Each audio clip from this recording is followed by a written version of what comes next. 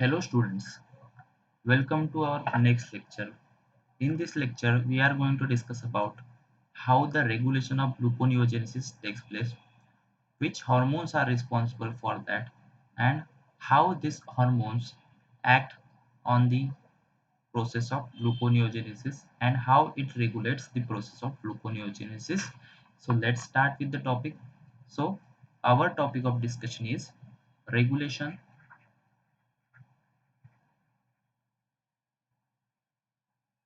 of gluconeogenesis.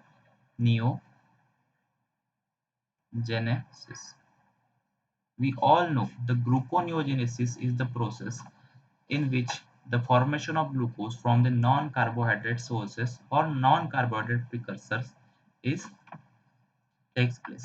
So for that तुम्हाला माहिती आहे की आपल्या बॉडीमध्ये व्हेरियस टाइप्स ऑफ हॉर्मोन्स असतात व्हेरियस टाइप्स ऑफ हॉर्मोन्स जे व्हेरियस फंक्शन्स परफॉर्म करत असतात तर व्हेरियस रेग्युलेटरी फंक्शन परफॉर्म करत असतात तर ग्लुकोनिओजेनेसिस रेग्युलेट करणारा एक हॉर्मोन आहे आपल्याकडे ग्लुकॅगॉन व्हेरियस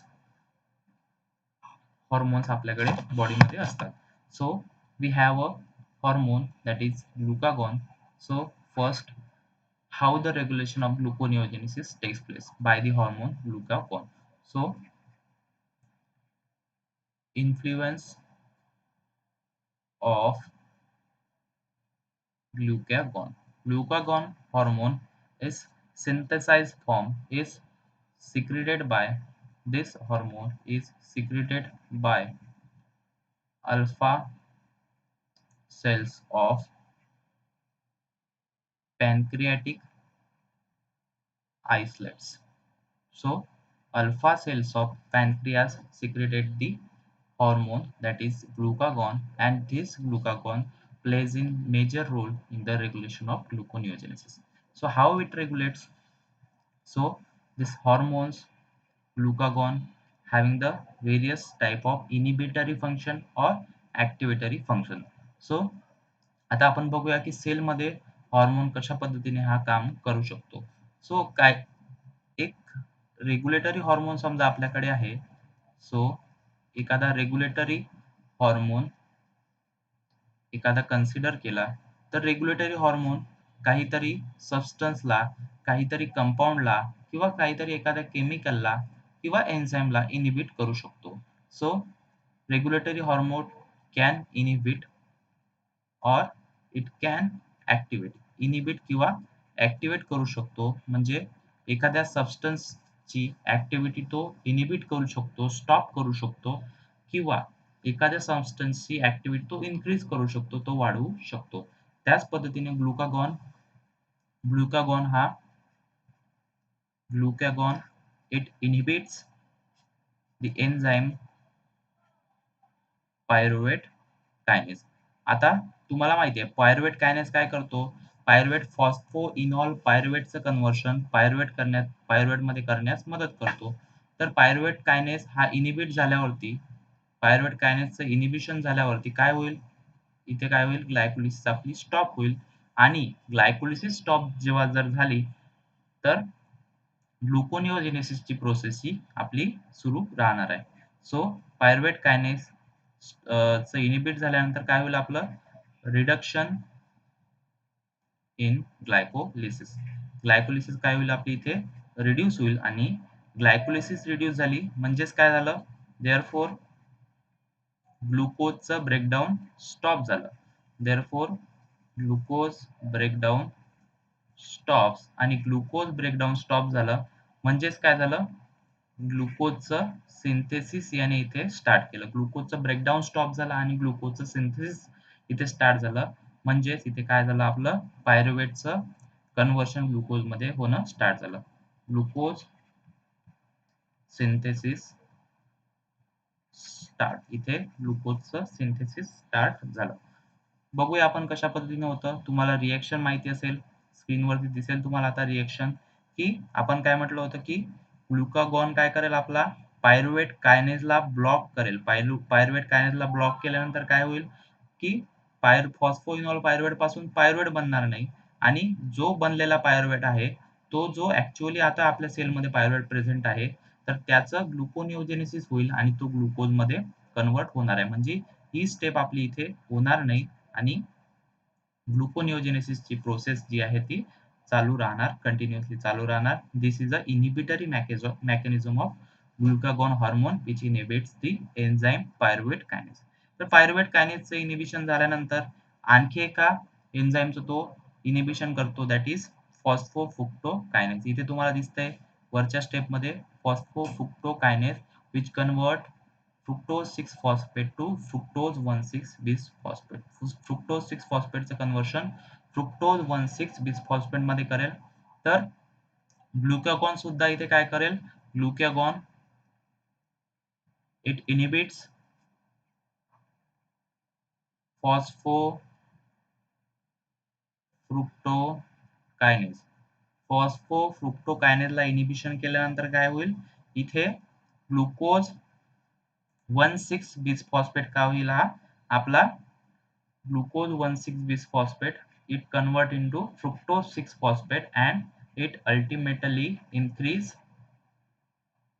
in ग्लुकोनिओजेनेसिस. इथे काय होईल अल्टिमेटली ग्लुकोनिओजेनेसिसची स्टेप जी आहे ती इन्क्रीज होणार आहे.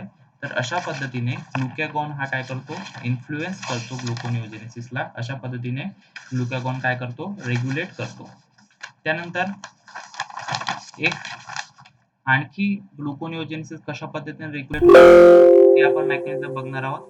तर त्यामध्ये एक आपला पॉइंट येणार आहे अवेलेबिलिटी ऑफ सबस्ट्रेट. तर बॉडीमध्ये काय होत असतं की जेव्हा सबस्ट्रेट खूप प्रमाणात अवेलेबल असतो, एखाद्या रिएक्शनचा जो स्टार्टिंग पॉइंट आहे, ज्याला आपण सबस्ट्रेट म्हणतो, जर सबस्ट्रेट सेलमध्ये जास्त झाला किंवा त्या स्पेसिफिक रिएक्शन साइटवरती जास्त झाला, तर रिएक्शनचा रेट वाढतो, रिएक्शन ही इन्क्रीज होते. तर बघूया second point regulation of gluconeogenesis मध्ये दॅट इज अवेलेबिलिटी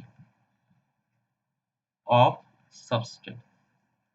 तर in this case when the substrate concentration is more, when there is a more substrate concentration cellular लेवलवरती किंवा रिएक्शन साइट वरती जास्त आहे, तर त्यावेळेस when there is a more substrate there is a more rate of reaction. Reaction काय होईल ही जास्त प्रमाणात होईल, रिएक्शन इन्क्रीज होईल किंवा रिएक्शन ऍक्टिव्हेट ही होणार आहे. सो आपण म्हटलं होतं की ग्लुकोनिओजेनेसिस कशावरून होतं? व्हेरियस सबस्ट्रेट त्याचे आहे. तर त्यामधला एक सबस्ट्रेट आपण बघितला होता मागच्या लेक्चरला, की ग्लुकोजेनिक अमिनो ॲसिड जे असतात, ते बॉडीमध्ये जेव्हा जास्त होतात, तर त्यावेळेस सुद्धा आपण ग्लुकोनिओजेनेसिस करून त्याचं ग्लुकोजमध्ये कन्व्हर्ट करू शकतो. सो ग्लुको ग्लुकोजेनिक अमिनो ॲसिड जेव्हा रिएक्शन साइटवरती जास्त झाले, म्हणजे काय आहे ग्लुकोजेनिक अमिनो ॲसिड हा सबस्ट्रेट आहे. आपण बघितलं होतं, की ग्लुकोजेनिक अमिनो ॲसिडच्या कन्स्ट्रक्शनमध्ये त्यांच्या कार्बन स्केलेटनमध्ये काहीतरी चेंज होऊन पायरुवेट बनेल आणि हा पायरुवेट अल्टिमेटली ग्लुकोजमध्ये कन्व्हर्ट होणार आहे. तर हे ग्लुकोजेनिक अमिनो ॲसिड इथे जास्त झाले, म्हणून काय झालं इथे इन्क्रीज इन ग्लुकोनिओजेनेसिस. म्हणजे जो ग्लुकोनिओजेनेसिसचा सबस्ट्रेट आहे, जो प्रिकर्सर आहे ग्लुकोजेनिक अमिनो ॲसिड, ते जास्त प्रमाणात इथे झाले आणि ते जास्त प्रमाणात झाल्यावरती ग्लुकोनिओजेनेसिस जास्त झाली. म्हणून आपण म्हटलं होतं की if there is a more substrate, जेव्हा सबस्ट्रेट हा जास्त प्रमाणात असतो त्यावेळेस रिएक्शन ही जास्त होते. म्हणून इथे सबस्ट्रेट काय आहे ग्लुकोजेनिक अमिनो ॲसिड हा जास्त होता आणि त्यामुळेच काय झालं ग्लुकोनिओजेनेसिसची प्रोसेस आपली चालली. त्यानंतर बघूया ॲसिटाइल कोएन्झाइमचा रोल काय आहे. What is a role of acetyl coenzyme A. What is the role of acetyl coenzyme A आपण बघूया.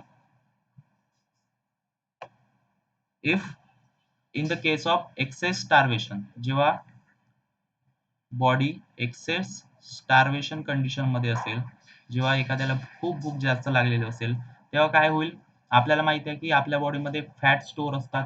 ज्यावेळेस आपण स्टार्वेशन कंडिशन मध्ये असू त्यावेळेस बॉडीमध्ये स्टोअर असलेले फॅट हे आपण ऍज अ एनर्जी त्याचा यूज करू शकतो. त्यावेळेस काय होईल त्या फॅटचं ब्रेकडाऊन होईल. Fat is a lipid. म्हणून काय होईल इथे एक्सेस लिपोलायसिस होईल. एक्सेस लिपोलायसिस झाल्यामुळे काय होईल इथे याच्यामुळे काय होईल ड्यू टू दिस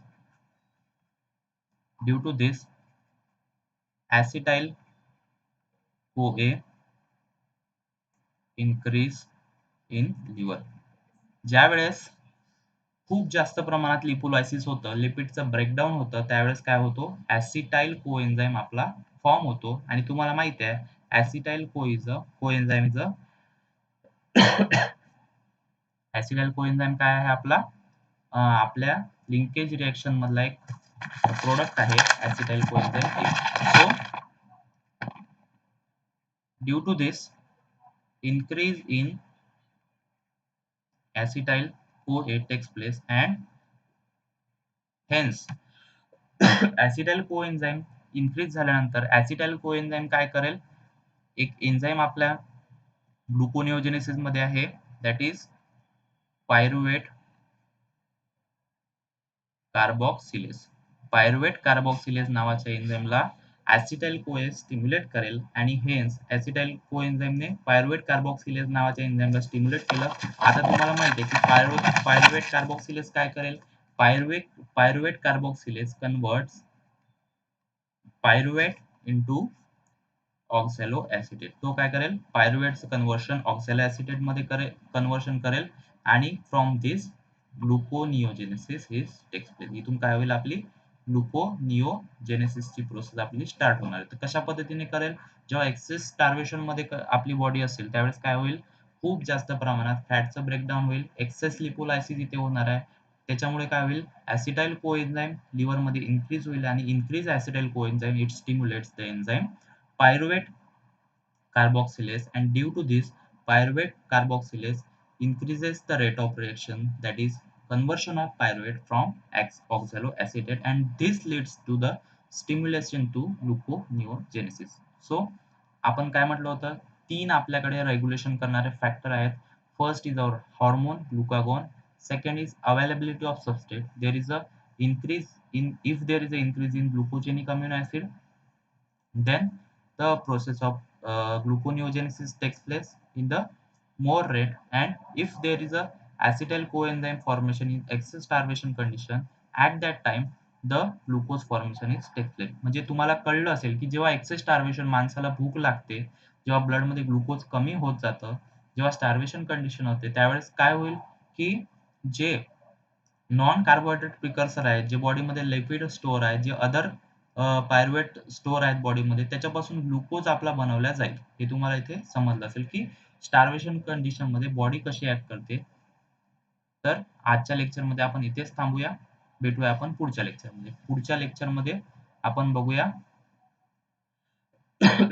काही नवीन कॉन्सेप्ट बद्दल आपल्या कार्बोहायड्रेट मेटाबॉलिझमच्या लेक्चरमध्ये. तोवर इथेच थांबा. Thank you.